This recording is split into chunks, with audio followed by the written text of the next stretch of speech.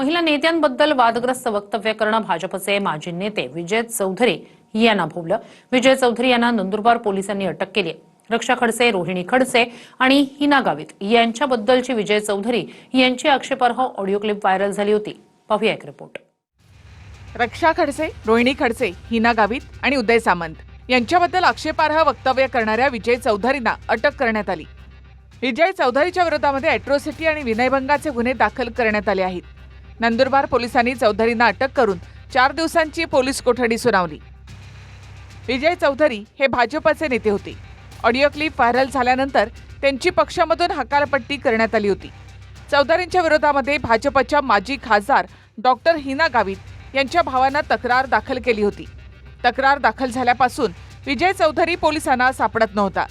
त्यामुळे नंदुरबार पोलिसांनी त्यांचा पुत्र मंदार चौधरीला पुण्यामधून ताब्यात घेतलं।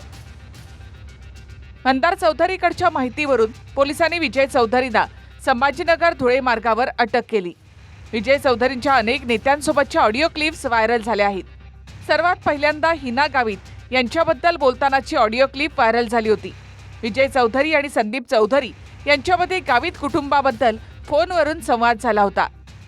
तर गावितने आपल्याला विचारलं नाही, आपल्याला साधा फोन बी केला नाही। तर याने गावित परिवार आपल्याला डावलत होता आणि आपल्याला डावलून ते त्यांची दुकान ते चालवत होते। गावित पक्ष मानतो का? नाही। तो गावितला पक्षाची पडलेली आहे। तो गावित तर पक्ष बुडवायला निघालेला आहे। नाही तर गावितने बोलवलं गावित, अरे खुशाल तो गावित मला बोलवत नाहीये, माझा अपमान करतोय। कोण आहे पक्ष? इथे पक्ष कोण चालवतोय? पक्ष कोणाचा ऐकतोय? निलेश का खूप शक्तिमान आहे का? खूप काम करतो का? नाही। निलेशच्या क्षमतेपेक्षा आपण त्याला मोठं केलेलं आहे। हो, मोठं केलं आहे। एक निष्ठेने काम करावं लागेल तर तू मोठा होशील म्हण, आणि विजय भाऊशिवाय त्याला पर्याय नाही म्हणा। याच ऑडिओ क्लिप नंतर हिना गावित यांच्या भावाने विजय चौधरीच्या विरोधात तक्रार दाखल केली होती। माझ्याकडे पोलीस स्टेशन नंदुरबार शहर अपराध क्रमांक 699/26 या गुन्ह्याचा तपास आहे। सदर गुन्ह्यातील आरोपी विजय वसंतलाल चौधरी यांना PILCBने समक्ष माझ्या हजर केलं। त्यावरून मी सदर गुन्ह्यात या आरोपीस अटक करून सध्या लॉकअप केलंय। अधिक चौकशी करून होईल तुम्हाला माहिती कळवण्यात येईल। विजय चौधरी यांची एकनाथ खडसे, रक्षा खडसे आणि रोहिणी खडसेंबद्दल आक्षेपार्ह बोलतानाची क्लिपही व्हायरल झाली होती। त्या ऑडिओ क्लिपमध्ये विजय चौधरी हे मंत्री गिरीश महाजन यांच्याशी संवाद साधत होते। हॅलो, या नियमित त्याची मुलगी असेल, तो असेल, बोलत राहतो। आणि रक्षा खडसेला आपण मंत्री करून ठेवलेलं आहे। मंत्रीला काढलं पाहिजे, हे कुठेतरी थांबलं पाहिजे ना।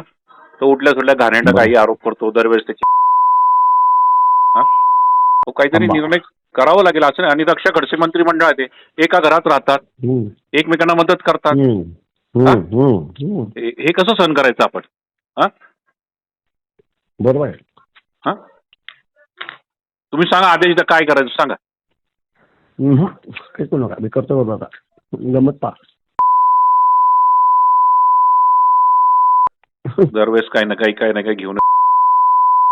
नाही, विजय चौधरी यांना अटक केल्याची बातमी मी चॅनलवर बघितली, आताच बघितलं। परत कोर्टात त्यांना दिलं होतं। 4 दिवसाची त्यांना पोलीस कस्टडी मिळालेली आहे। ते मी आता आपल्या माध्यमातून या ठिकाणी बघितलेलं आहे। आता त्यांना पोलिसांनी ताब्यात घेतलेलं आहे। ते चौकशी करतील, खरं काय खोटं काय याची साक्ष मोक्ष या ठिकाणी होईल। रोहिणी खडसे असे म्हणतात की त्यांचे कॉल रेकॉर्ड ज्यांच्यासोबत आहेत ते त्यांच्यासोबत बोललेले आहेत, त्यांच्यावरही सुद्धा कारवाई करायला हवी। हो, जे कोणी काही खराब बोलले असतील त्याचे बघावं। विजय चौधरींना काल अटक करण्यात आलेली आहे। नक्कीच ज्यांनी महिलांच्या संदर्भामध्ये अभद्र, अश्लील अशी भाषेचा ज्यांनी संभाषणामध्ये वापर केलेला आहे, त्या व्यक्तीला कठोरातली कठोर शिक्षा व्हावी अशी सगळ्याच महाराष्ट्रातल्या लोकांची इच्छा आहे। फक्त अटक करून चालणार नाही, तर त्या व्यक्तीच्या ज्या लोकांबरोबर संभाषण आहे किंवा ऑडिओ क्लिपच्या माध्यमातून आपल्याला ज्या असं म्हणतात की 3000 ऑडिओ क्लिप आहेत आणि त्या सगळ्याच्या सगळ्या ऑडिओ क्लिप ह्या तपासल्या गेल्या पाहिजेत। जे दोषी आहेत ह्या प्रत्येकावरती कारवाई होणं गरजेचं आहे। विजय चौधरींची भाजपचे आमदार अमरीश पटेल यांच्यासोबतची ऑडिओ क्लिप सुद्धा व्हायरल झाली होती। या ऑडिओ क्लिपमध्ये शिंदेंच्या शिवसेनेचे नेते आणि मंत्री उदय सामंत यांच्याबद्दल आक्षेपार्ह शब्द वापरण्यात आले होते। उदय सामंत, अरे बापरे, डेंजर. हं. तर तिथला मला एक ऑफिसर भेटला. जी म्हणजे ते आता हे डिपार्टमेंट घेतली, जी. पण आता त्या डिपार्टमेंटमध्ये राहायलाच काय तर घेतली, तेवढे सगळं तर खाऊन गेलं. सगळं खाऊन गेला. एकदम डेंजर येतो, डेंजर डाकू, मोठा डाकू येतो. कसा तरी निवडून आला हे लाडकी बहीण मध्ये, तर पडला असता तो. काय तर काय इथे होऊन सगळं केसच्या काय करणार आहे मला माहित नाही. Yes yes. म्हणजे सुधारत त्यांच्यामध्ये दम येऊन जाईल. जी जी जी जी. विजय चौधरी हे भारतीय जनता पार्टीचे पदाधिकारी होते. हे सगळं प्रकरण सुरू झाल्यानंतर त्यांनी राजीनामा दिलाय. त्यामुळं आता विजय चौधरी यांचा भारतीय जनता पार्टीशी थेट काहीही संबंध नाही. विजय चौधरींचं प्रकरण समोर आल्यानंतर कुठेही त्यांना पाठीशी घालण्याचा प्रश्न देखील सरकारकडनं झाला नाही. त्यांच्या विरोधामध्ये तक्रार झाली, ॲट्रॉसिटी अंतर्गत त्यांच्यावर गुन्हा दाखल झाला आणि मला जी माहिती आहे त्यानुसार काल रात्री त्यांना अटक देखील झालेली आहे. भारतीय जनता पार्टीचे पदाधिकारी कार्यकर्ते आहेत म्हणून कुठेही त्यांना पाठीशी घातलं गेलेलं नाही. विजय चौधरींच्या फोनमधील या ऑडिओ क्लिप्स चौधरींचे स्वीय सहाय्यक यश टिपारे यांनी व्हायरल केल्याचा संशय आहे. पोलिसांनी यश टिपारे याला सुद्धा अटक केली आहे.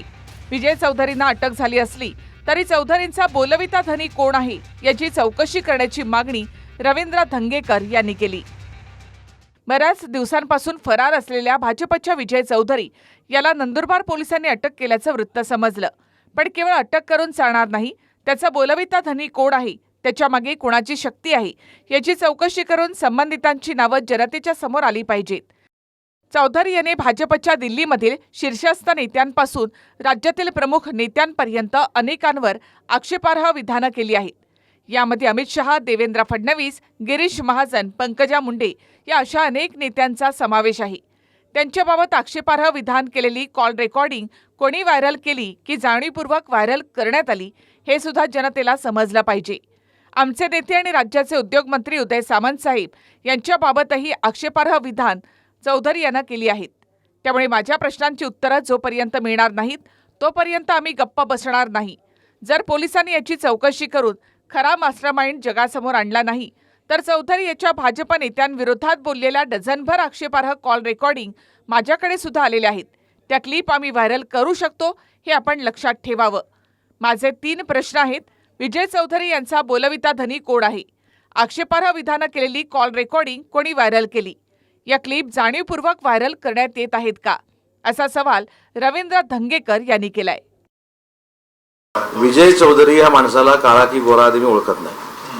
तो कुठच्या पक्षाचा नेता असेल नसेल मला काही फरक पडत नाही. पण ते विजय चौधरी नामक कोणती व्यक्ती आहे त्यांनी काल हे पण सांगितलं की ते कथित आहे. कथित असेल तर ठीक आहे, पोलीस त्याची चौकशी करतायत. पण जर खरं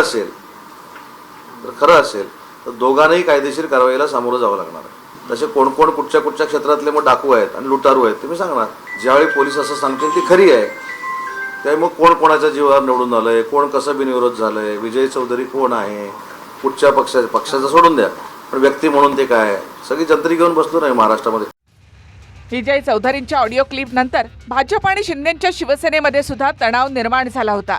आता चौधरींना अटक करण्यात आली तरीही चौधरींच्या बोलवित्या धन्याचं नाव समोर आणण्याची मागणी शिवसेनेच्या धंगेकरांनी केली आहे. Bureau report, TV9 Marathi.